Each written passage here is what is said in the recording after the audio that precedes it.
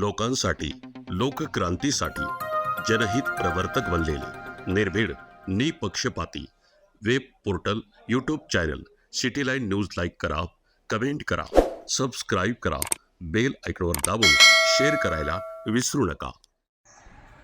जय संविधान. गेल्या अनेक दिवसापासून शिबलापूरमध्ये अवैध वाळूचा व मुरमाचा उपसा चालू आहे. तर मुरमाच्या विरोधामध्ये आपण 2-3 दिवसापासून आपला लढा सुरू केलेला आहे. आपण पत्रव्यवहार केलेला आहे प्रांत साहेबांशी, आज तहसीलदार साहेबांशी. सर्व पत्रकारांचे आभार मानतो. सर्वांनी आपल्याला सहकार्य केलं. सर्व पत्रकारांनी आपली बाजू ठामपणे, सत्याची बाजू उपस्थित केली. परंतु 2 दिवसापासून मी बघतोय की काल त्यांनी माळवाडी मार्गे, शेडगाव मार्गे, पानोडी मार्गे गाड्या चालवल्या. हे इतके बालिश आहे ते मुरमावाले की चोऱ्या करायच्या म्हणजे कुठल्याही पद्धतीने करते. आज आम्ही तहसीलदार साहेबांना भेटलो, परंतु तहसीलदार साहेबांकडे उत्तरच नाही.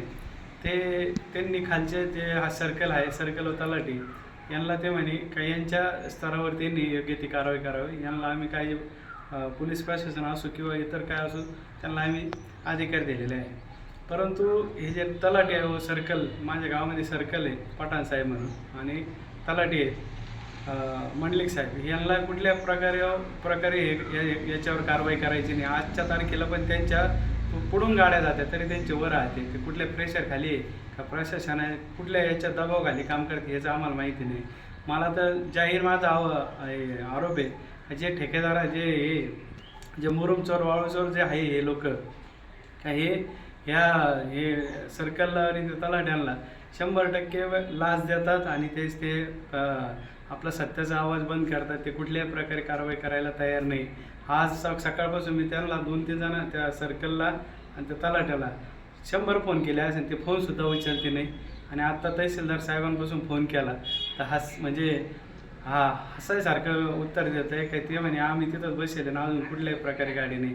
गाड्या माळवाडी मार्गे, शेडगाव मार्गे जाते तरी यांना कुठल्या प्रकारची ते कुठली दखल घेते नाही. म्हणजे इतके हातबल झालेले त्या ठेकेदारांपुढं, वाळू मुरमावाल्यांपुढं, तर आम्हाला अक्षरशः म्हणजे त्यांची कीव येत आहे.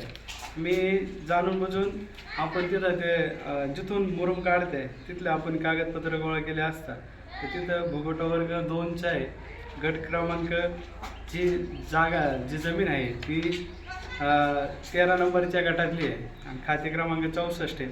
त्या देवस्थानचा तिथं देवस्थानची ती जिथून ते मुरुम उत्खनन करते ती देवस्थानची जागा आहे, म्हणजे सरकारी जागा आहे.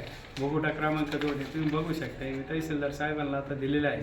त्याचप्रमाणे जिथून ते मुरुम उचलते ते पानोडी आणि ते मालुंजा रस्त्यावरून उचलत्या आणि मंदिराचा तो मंदिराची ती जागा आहे तर तिथून ते उत्खनन करते. मी काय असे तसे आरोप करत नाही, कायदेशीर आणि कागदावरती आरोप करत आहोत.